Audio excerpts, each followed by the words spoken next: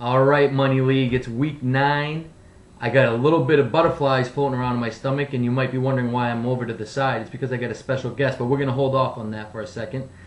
It's going to be a very special Money League vid coming into you in week 9. Last week, I was 5-1 on my picks. That gets me up to 28-20 overall. Congrats to me, of course. Chad with a W.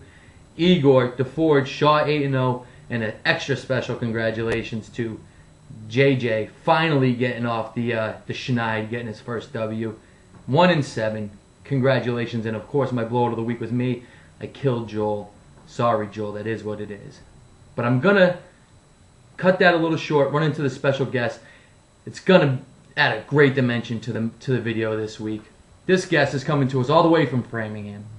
He's the owner and GM of Goodfellas. He and I are in a brutal battle this week. 2-time Money League champion, Clint Bardsley. Come on in. Here he comes, fellas. And we're going to have a little bit of a nice format for you.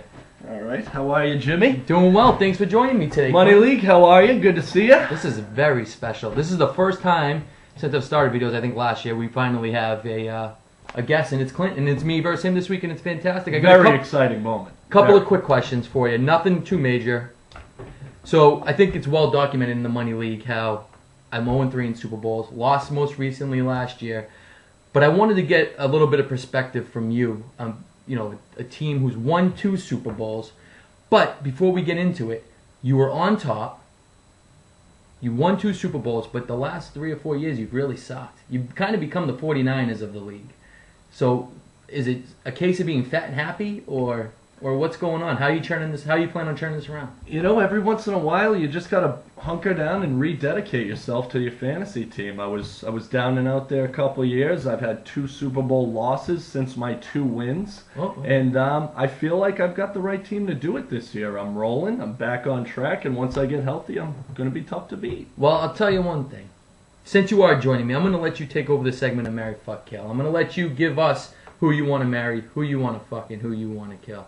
And I'll unlock this for you so you can bring up your little notes that you have. Yeah, we got technology here. So, Clint, take it away with your Marry, Fuck, Kill. Okay, guys. This week, the first team I want to marry DeForge's team. Hasn't been doing that well, but he's getting healthy. He's got 2 stud running backs. I think if you look back to the history, every team that wins the Super Bowl has at least 1 stud, but usually a good complement to that stud. And now DeForge is rolling with McCoy and SJ39. I think he's going to be tough to beat down the stretch if SJ stays healthy. That's a good point. Reggie Wayne. Reggie Wayne's got to do something eventually. I don't care if Chad Sexton's throwing him the ball for the rest of the year. Chad's got a good arm. At some point, Reggie Wayne is going to blow up. So, DeForge, I also like the fact that you got a young quarterback in Matt Ryan over there that's got some weapons. Eventually, he'll blow up. Team I'm going to fuck. I always like this segment. Who's good, but who's not going to stay? I'm going to fuck Shmoo's team. Okay. Shmoo, for once in his miserable life, has a good fantasy team. Before you get into his team, though, isn't it just terrible him having a good team because he has this smug air of confidence that he puts on the message board, like he's better than everyone all of a sudden? Some guys are built for success. Shmoo, you're not built for success. I'm sorry. Yeah. You've been awful. I'm calling it now. You. One and done on a good year. Yeah. But I'm fucking you. I'm fucking you because you got Arian Foster, and he's an absolute animal. Plays on one of the best offenses in football. Got a huge O-line over there. If he's healthy, which it looks like he is, best fantasy running back this year so far. I mean, when healthy. I also like the fact that you got McFadden and Michael Bush. They run the ball a lot over there. And then you got inconsistent wide receivers. That's why I'm just not sure. I think eventually you're going to fall flat on your face like usual. It's just not. Good point. It's not solid from top to bottom. And do you think he's kind of already started to shmoo himself by trading for Bo, who's consistent? It's only a matter of time. And then getting rid of Bo. It's only a matter of time. For someone who's inconsistent in Vincent Jackson. He finally gets a good team and then starts selling off his studs. So now we're on to the kill. Mikey, I'm killing your bitch ass. Boy. You motherfucker. Sorry for the language. I just get a little excited. There's a huge rivalry that goes back about 10 years with me and Mikey. Phillip Rivers. You made a trade. I think this year Rivers is basically just a name. Yes, he's going to have your 400-point weeks here and there. He used to be an 800-point-a-week guy, but he's not that anymore. I think you made a bad trade. You should have stuck with what you had and rode it out. I don't like Rivers. Jackie Battle. Every fucking week on the message board, you're talking about Jackie Battle. He's never going to be anything. They got McCluster over there who's starting to get more involved. They got Thomas Jones, which doesn't get a lot of carries. But I just don't. I haven't seen anything out of Jackie Battle to give me a reason to like him. You got inconsistent wide receiver play. Inconsistent. And I realize you got the number one schedule difficulty, but I just look at your team and I wonder how. How are you winning games? So that's why I'm killing you. At some point, you're going to fail, and I think that point is now. Let's not even bring up the schedule, because, Mikey, it's fantasy. You have less points against you than fucking JJ, who's got like 4 million points against him, and even me. Your schedule's not that tough. Your team sucks. Sorry to jump in on you, Kilda. You still going? Nope, roll it on. All right, now I'm going to do my segment, the boom and bust segment. Clint was kind of, thrown into this last second, so I put a little bit of research in the boom bust. I'll take this back. Who's booming this week? Who's busting this week? Boom, Beanie Wells versus St. Louis. Me, my guy, blowing up. I got to go with Igor and Victor Cruz. First New England in that week, secondary, homecoming UMass guy. He's going to have a big day against the New England Patriots, I'm pretty sure. I'm going to stick to that game. Ben Jarvis, Green Ellis. The Giants suck versus the run. Kubi got rid of Ben Jarvis, Green Ellis, and now he's going to come back to maybe bite you in the ass this week. And I think Matt Castle versus Miami is going to have a good week. Couple touchdowns, 250 plus. Nothing crazy, but a good booming week. Now, I don't think Jackie Battle, like you said, is anything special. I think this week versus Miami, he's going to have decent numbers, so I got him in the boom category, 70 yards, a touchdown, and that's probably the best he's ever going to get for you, Mikey, and that's this week. Bus, CJ, 2K. He's going to be a bust until he fucking does something for a couple weeks in a row. Igor, I was on him before the season. Bust all season and this week. Mikey, Forte's a beast. He's going to beast it all year. I think he's going to have a below-average game against Philly. That defense is starting to really gear up, play a little bit better, so I think he's going to have a tough day. Des Bryant, he's the same thing. People keep putting him in the top 10, anointing him a top 10 wide receiver. The dude's got like 300 yards and 3 touchdowns, and that's about it in about 8 games. Bust. He's busting it again against Seattle. Romo's busting it against Seattle. I think Seattle's defense is vastly underrated. And A.J. Green versus Tennessee. Cortland Finnegan's going to be all over him. He's not going to have the big game he's used to. It's going to be a physical battle, and he's a smaller, quicker type, so we'll see how that goes. Here's my booms and busts. On to the matchups, Clint. I know you're prepared. You got your notes right there in an iPad. I got my notes on my paper. So the segment's going to be, I'm going to give my opinion. Clint's going to give his opinion, and then we're going to go on to the next game. Game 1, we got Joey 4-4 versus Shmoo 5-3. Joey's kind of starting to tail off a little bit. Obviously, Breeds is a big advantage here against Castle, but I think running backs, Foster, Michael Bush, wide receivers, V-Jax. I think Sidney Rice is starting to be a little bit more consistent. I just don't think you have anything to match up with that, Joey. I see Shmoo taking this one over. Game breaker for me. Michael Bush is going to probably go for 100 in their game because they're going to run all day, a touchdown at least. So I'm picking Shmoo. All right, I'm going to have to agree with you there, Jimmy. I'm looking at my stats here now. I'm going to have to take Shmoo as well. I like Matt Castle going against Miami. They've been getting gashed in the past lately. Arian Foster's a guarantee for me. If you ask me, he's going to run all over any defense in the league. He's as good as it gets. Michael Bush, I think he's going to surprise some people this week. I think he's going to get a ton of carries, and I think that'll result in a lot of points. Wide receivers, A.J. Green and Nate Washington. I don't love A.J. Green against Tennessee. I love him, but I don't love him against Tennessee. Nate Washington, he's the type of guy that could throw up a 0. You just never know with Nate Washington. That offense is tough. And it also looks like Joey's rolling without a tight end. So there's a goose egg with one of your plays right there. So that's my reason right there. Some people do that. That's the Joel Sexton method. I don't agree with it. Pick up a goddamn tight end. Now, who's your game breaker in this game? Who do you think's going to really blow up? Could be a beast. It might not be a beast. Who do you think's going to give more than what? I think for me it's Michael Bush. Okay. For me, Michael Bush is my game breaker in this matchup. All right. You hear it. Both of us on Shmoo. Both of us on Michael Bush. Game 2, we got Mikey 5-3 versus Igor 4-4. I'm telling you, before we even get into this game, the playoff battle between the 4-4 teams, the 3-5 teams, is brutal. It's going to be unbelievable heading down the stretch. There's 2, 3, and 5 teams, Kuba and I, who both have a ton of points. There's 4, 4, and 2, 4 and 4 teams.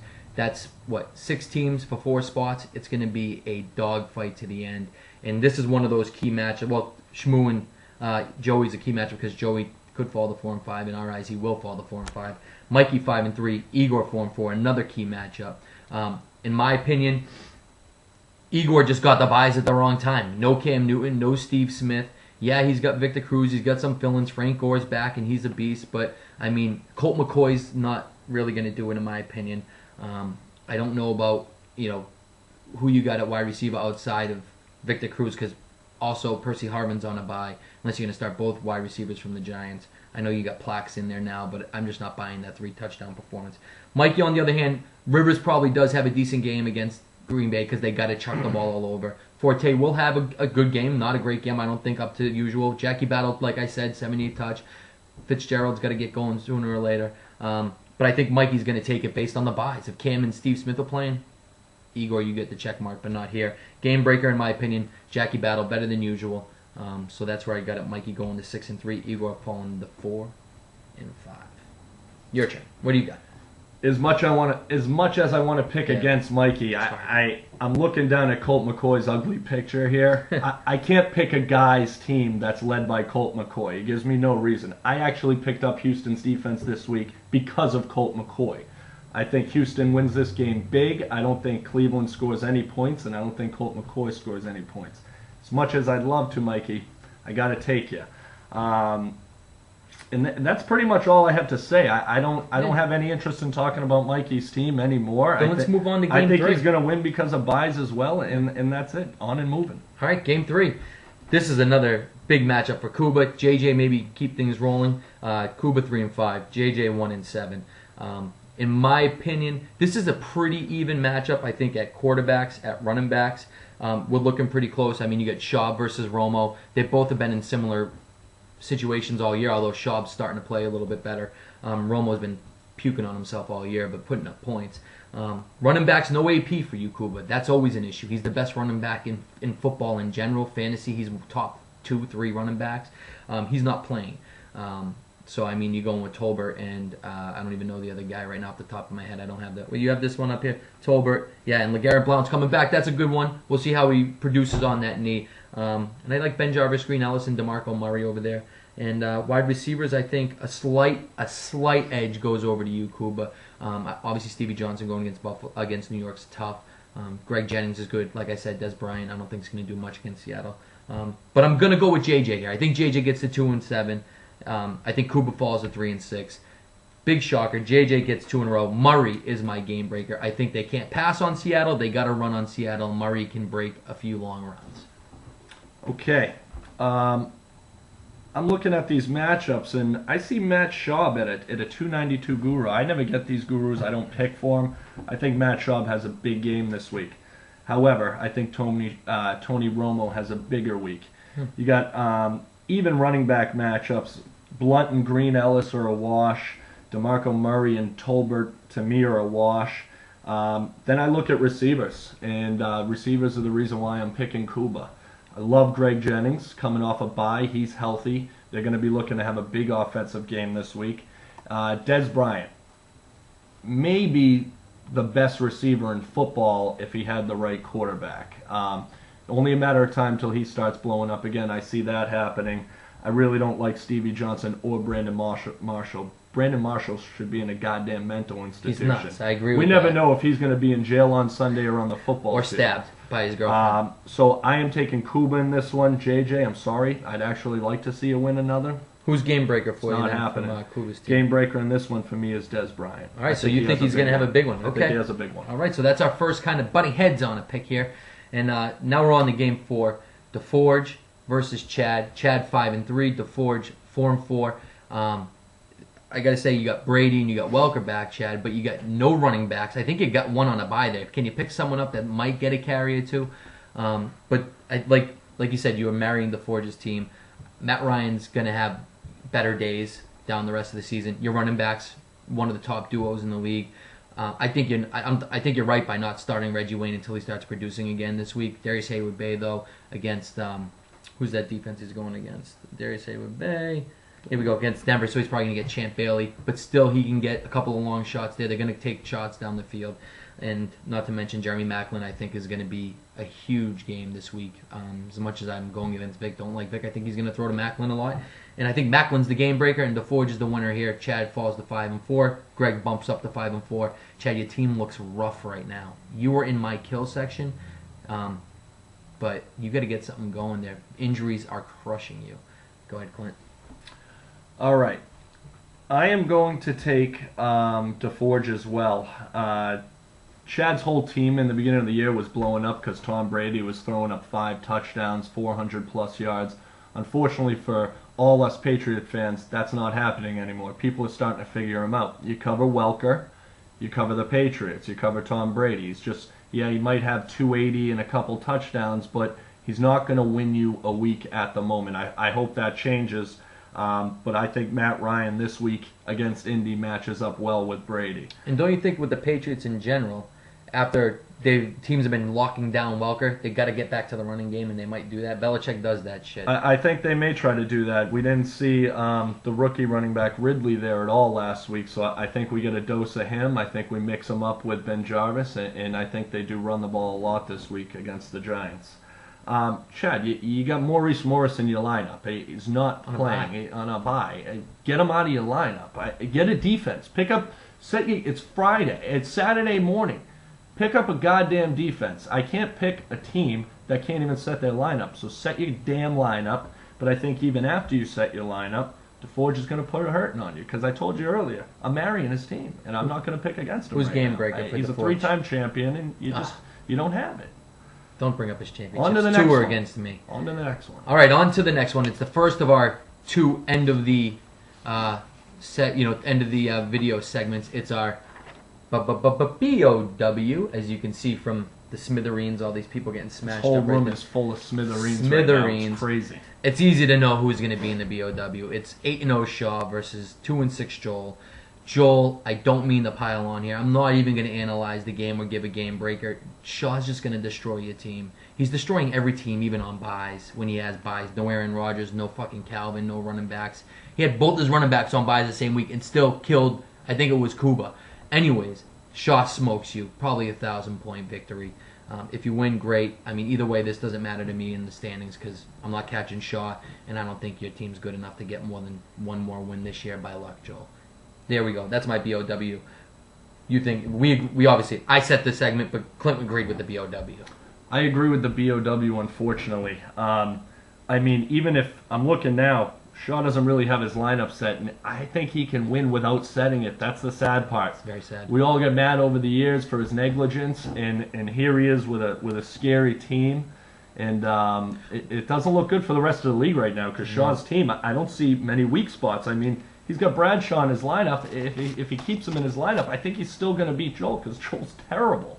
I mean, he's already checked out. I was at the house last night. You told me you've checked out. I mean, That's happens. inside information. I like that. You're like the Schefter of this. I'm going to put it You're like all the out there. Shefty. I am going to lay it all out there. All The right? money league. So, yeah, Joel, you lose. You get blown to smithereens this week. I think we Sorry. all have to hope that Shaw just becomes even more negligent to his team Yeah. and starts sitting. Maybe he'll bench. Yeah. You never know Rodgers, with Shaw. that's what I'm Maybe hoping. Rogers will be sitting Rodgers on could his be bench benched, in a week yeah. or two. Who knows? So He gets yeah. cocky. So we're picking Shaw. On to the final matchup, the game GOW of the week, and it's me versus Clint. This is not Clint, and I love having you here for this because the way we're going to go about this is we're going to both just give our cases of why each other's team is going to win. But this is huge. You're 4-4. I'm 3-5. I clearly have more points than you. This is for a playoffs position right now. You know that, right? I mean, if I beat you, we're both tied, but I got you on points. If you beat me, I'm now 2 games behind you for a playoff position, Right. and you increase your points. This is a huge game. My opinion, he obviously has a clear advantage with Vic at quarterback position. Vic's the dual threat. He's going against Chicago, gives a lot of passing yards on Monday night. He loves to play on Monday night. I don't think it's going to be as big of a discrepancy as you probably see on paper. I think Big Ben is going to attack Baltimore a lot better, and he's playing a lot better now. I think, obviously, with the injury to Ryan Matthews, my running backs dwarf your running backs. Ray Rice, Beanie Wells versus St. Louis. Come on, these guys are going to fucking blow up. Reggie Bush had a good week last week. I mean, I think Daniel Thomas is back. Turner's going to have a big week, obviously, but I think my guy's just going to crush your running backs. And my wide receivers are going to crush your wide receivers. Dwayne Bowe, Mike Wallace, that's a killer duo. Colson and Austin, yeah, killer duo for 2 weeks during this year. The rest of the time, it's hit or miss. Who's going to blow up, who's not going to blow up, what's going to happen. I crush you there. Like I said, in our game, tight ends were pretty much a wash. I got Vernon Davis. You got Dustin Keller. Kickers, defenses, who cares? Beanie Wells is the game breaker. 100 yards, 2 touchdowns. I move into the playoffs. You get bounced from the fucking playoffs. Now tell me what you think you're going to do to beat me. All right. I'm going to win this week because of matchups. It's plain and simple. Yes, I'm a little weak at my second running back, but Michael Turner is doing enough to carry a team this year. I think he's playing at Indy, in the turf, on the dome. He loves running in the turf. He's going to score a lot of points. Probably number 1 running back to start this week. Michael Vick, I don't know if you guys have been watching, but the past week or two that he's played, he looks like the old Michael Vick. Philly's kind of coming together. Their offense is clicking. Michael Vick is becoming that elite quarterback that I thought he was going to be when I took him at 6 overall. As far as wide receivers go, I'm not a huge fan of Dwayne Bowe. You got Mike Wallace playing. You're going to have Ed Reed over the top of him, covering the deep routes. I don't think he's going to blow up all that much. No 60-yard touchdowns for him this week with Ed Reed over there watching over him. I just don't see that happening. And I think the game breaker for this week is Marcus Colston. Ever since he's been getting off the injury, he's blown up a couple times. He's got Drew Brees over there throwing him the rock. They're playing against a divisional rival. I see Colston being my game breaker, and that's why I'm going to put Jimmy in the coffin, just like you guys saw on the homepage. For all you guys, that was fucked up. And for all you deadbeats, Joel didn't even get to see it because Jimmy was so upset he had to take it down. I had to take it down to put the real news up there. I left it up for 2 days. Stardom Siddums, you do the Stardom Siddums. We don't need them on the front page. Don't take my goddamn post down. All right. So here's the bottom line. We overran a lot. We were a 20-minute video, but it was well worth it. We had a great back and forth throughout the whole show. This is what I like about the Money League. People care. People like it. Recaps. Shmoo over Joey. Mikey over Igor. JJ over Kuba. He's taking Kuba over JJ. DeForge over Chad, both of us. We're both saying Shaw kills Joel in the BOW and then in the GOW. Of course, I'm taking myself. He's taking himself. And thank you for joining me, Clint. Thanks this has for been a real me. treat. Have a great weekend, Money League. Have a great week.